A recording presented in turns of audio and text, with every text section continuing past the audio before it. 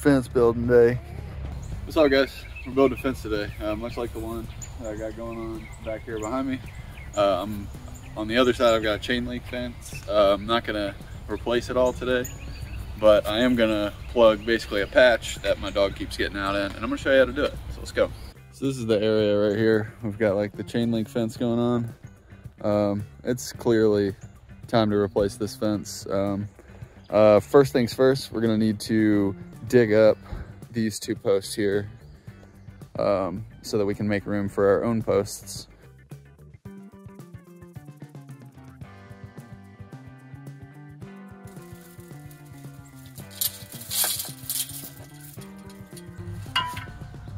In case it was not already obvious, you're gonna need a shovel.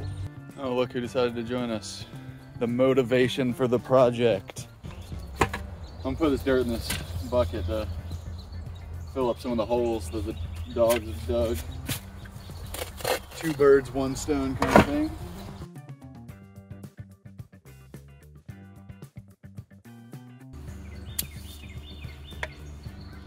Ain't even no concrete on this thing, man. That's crazy.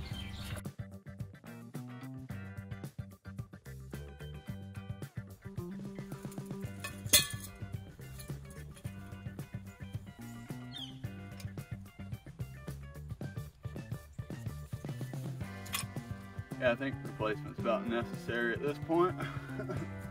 All right, now that the posts have been removed, we've got some starting holes. So these are definitely not enough. In fact, I'm gonna move this one over because we got this like metal rod here, which might be the property line. I don't even know what that is, but I don't wanna dig there.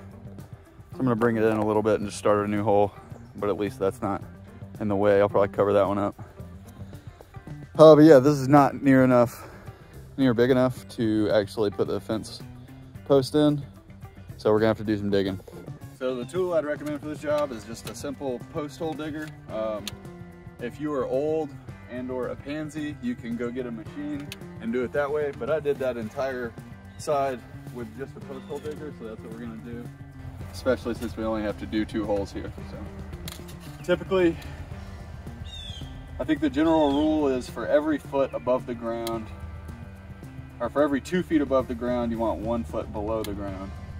And we're gonna be doing a 6-foot fence. So that means we'd want 3 feet underground. I went 2 on the other side, and that was about a year or so ago on that fence, and it's holding up pretty well.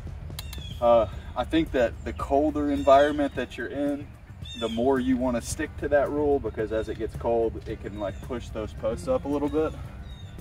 But I'm just gonna go 2. And here in Georgia, we don't get too cold of winters, so 2 should be just fine.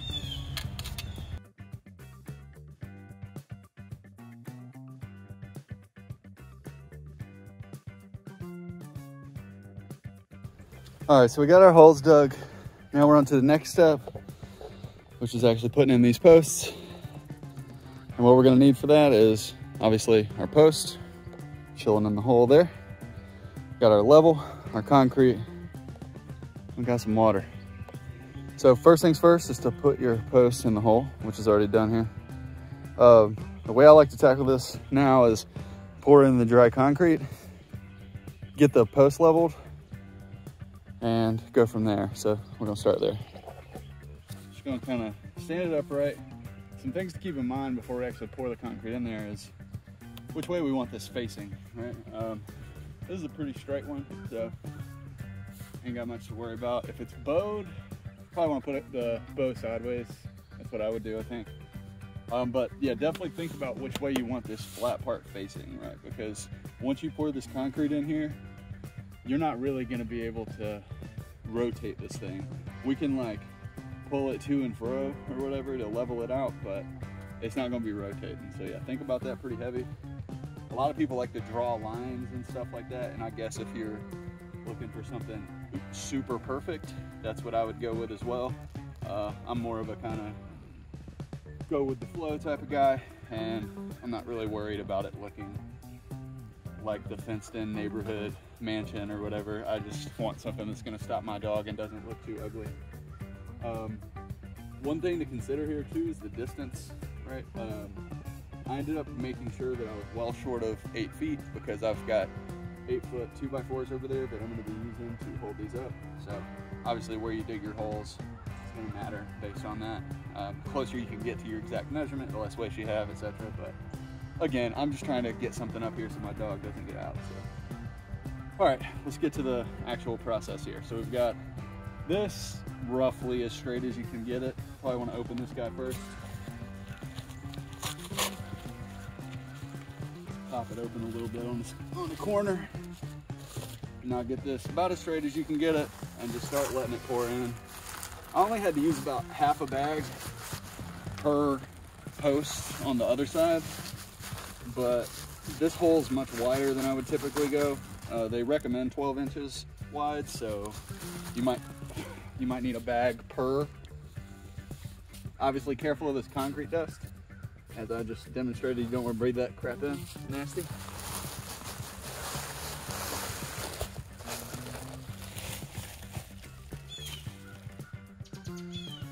All right, when you got it about halfway full or so, you want to get your leveler and just line these suckers up and make sure they are looking good. Kind of push it in whatever direction you want to go, just to get it exactly how you need it. That sucker is looking good. I'm gonna get it up top too, just to be sure. That didn't need much adjusting at all. Cool. So now I need you to find the man in you and go find a really good stick. We're not talking like sword length. We need something more like the perfect dagger. So we're gonna be poking holes in this guy. So find yourself a good stick. All right, this guy right here is gonna do just fine. So we're gonna finish pouring this concrete in now that we know that the post is leveled. I'm actually gonna check again because I'm paranoid, and having stuff level is at least nice, and it's super easy. You don't have to put a lot of effort in. You just gotta double check. So looking good. I'm gonna pour the rest of this concrete in. Try not to breathe it in this time.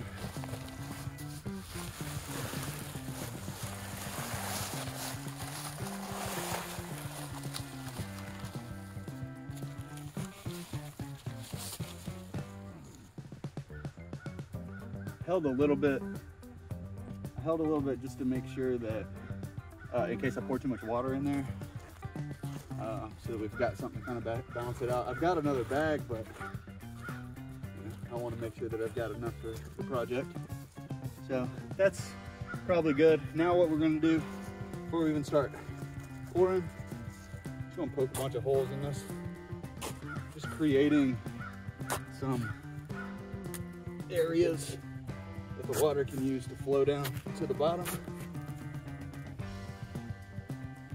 And we're just gonna add some water. So this is probably the most careful you wanna be, apart from like hitting anything when you're digging, just to make sure that you don't put too much in there. You actually don't need a whole lot, but just get it to where it's nice and wet all over.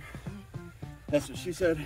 And then we're gonna just poke holes while the water is draining. And what that's gonna do is just help the water flow down. Yeah, it was probably a little bit too much water, so glad I saved a little bit. And then we'll just kind of smooth it out. Not that it matters in the long run, because we're gonna end up covering this up with dirt once it's dried up. So how pretty it is doesn't really matter for me. All right, still a little bit too much water. I'd recommend doing a little bit less than I did, but it should end up being fine. This will eventually all sink to the bottom. It'll dry out and we'll be good to go. I'm just gonna confirm that it is indeed level, although it's probably too late at this point, but we're still good. Yeah, we're still good. All right, on to the second hole. All right, and it's the same process over here. So we've got our post in. We're going to pour a little concrete in, get it level, pour a little bit of water on, and wait for them to dry. So let's keep going.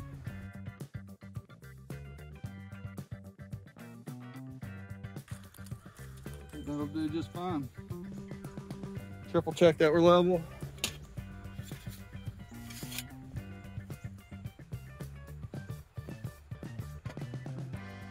Cha-ching. All right, so finished with actually putting the posts in. Now we've got to wait for this concrete to dry though. It's gonna take, I'm sure they probably recommend like 24 hours or something. And it's not the hottest day here in Georgia. We're actually kind of cool, but it should still be fine, I think. So I've got some family stuff to go to today, so I'm gonna go do that, wait for this stuff to dry, and then once it does, I'll be back and we'll be finishing this thing up.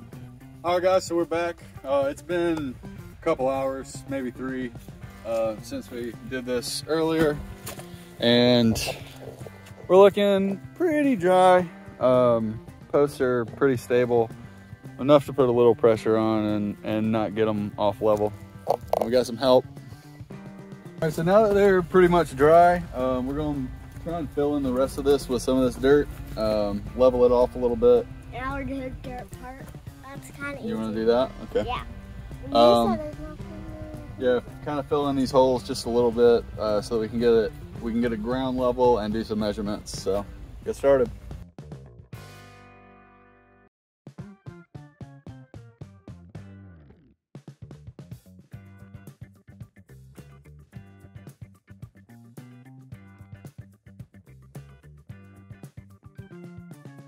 All right. Now let's didn't need any help. Nope, you did it.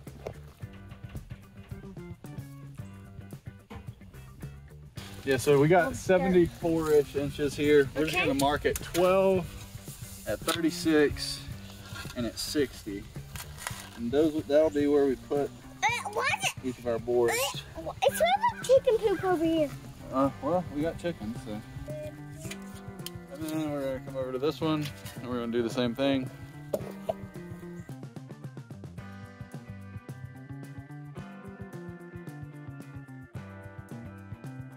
All right, so now we need a measurement across the width of these. I don't get a hole. Here, can you do me a favor, Charlotte? Yeah. Can you hold it on this side? Sure. That's on this side of the wood over here.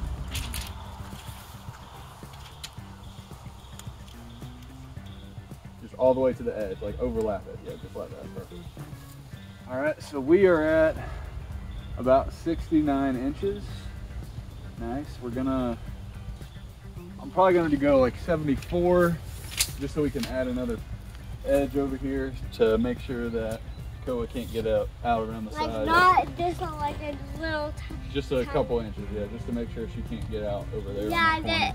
All right, so now we got to go make the cuts. Let's go do it. All right, so I'm going to go 73 inches.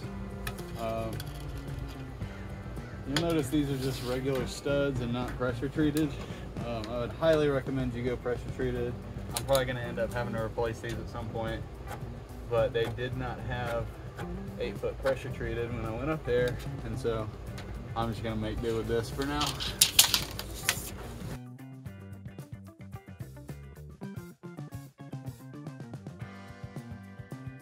All right, just realized I'm the dumb one and did my measurements on the wrong side of the post, so I'm going to redo my measurements.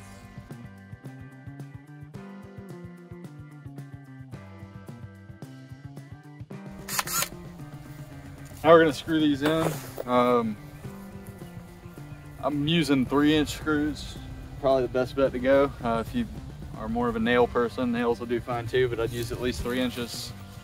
And keep in mind, when you put these up, you're going to want only on about half of this 4x4, so you got room for the other one whenever we decide to continue this off. So we're going to have some extra room on that side, which is exactly what I wanted, so that we can prevent Koa from getting out on that side too. So I'm going to put one up over here just to get it up, and then screw it in on the other side, and it should be good. I'm going to line it up with the bottom of this mark that I made earlier.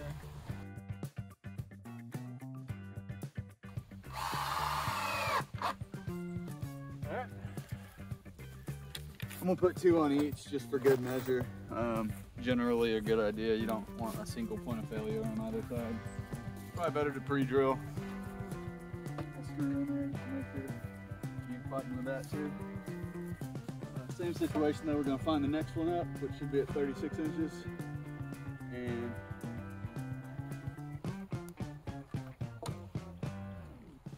half the width of the 4x4.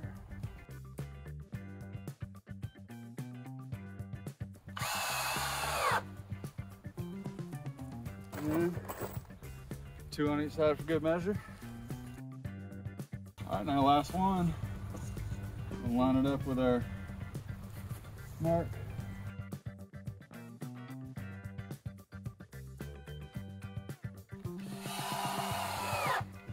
But yeah, that's the base is done. Now we just got to screw on the fence boards and we are done. So yeah, let's get to that.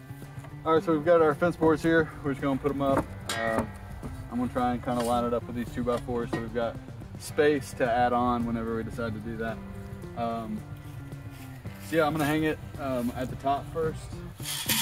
I should note too, on these, just using 1 5/8 screws, so that should be fine. You don't want to use 3s because they're going to go through the 2x4. So something shorter, standard deck screws, 1 5/8 should be fine.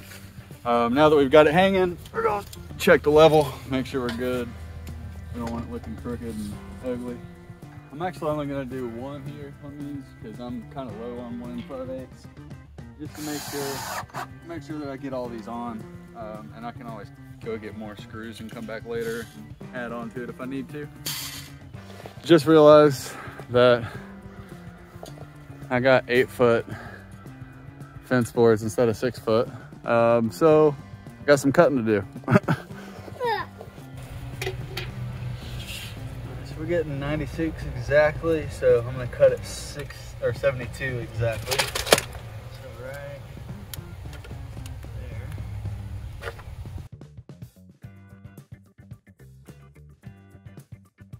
All right, so we've got our 12 boards cut, which I think is everything we'll need for it.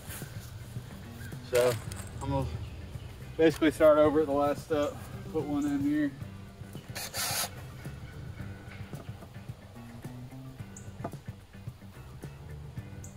We're a little,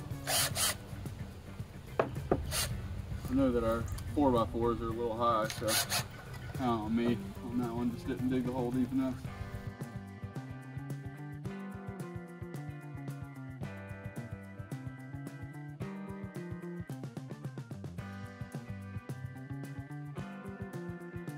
All right, so looking pretty good. Got a little extra of the 4x4s on the back that's kind of hanging over the top, which kind of sucks, but that's on me.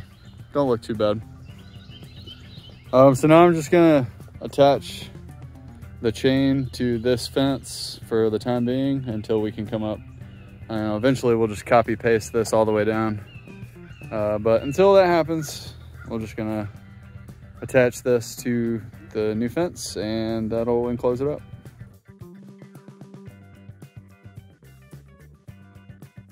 So there we have it, final product for the day. Not too bad, should get the job done. Appreciate y'all hanging out with me and allowing me to talk to you while I do this by myself. If you like the video, please give me a thumbs up or whatever and subscribe. Got some more stuff. Catch you next time.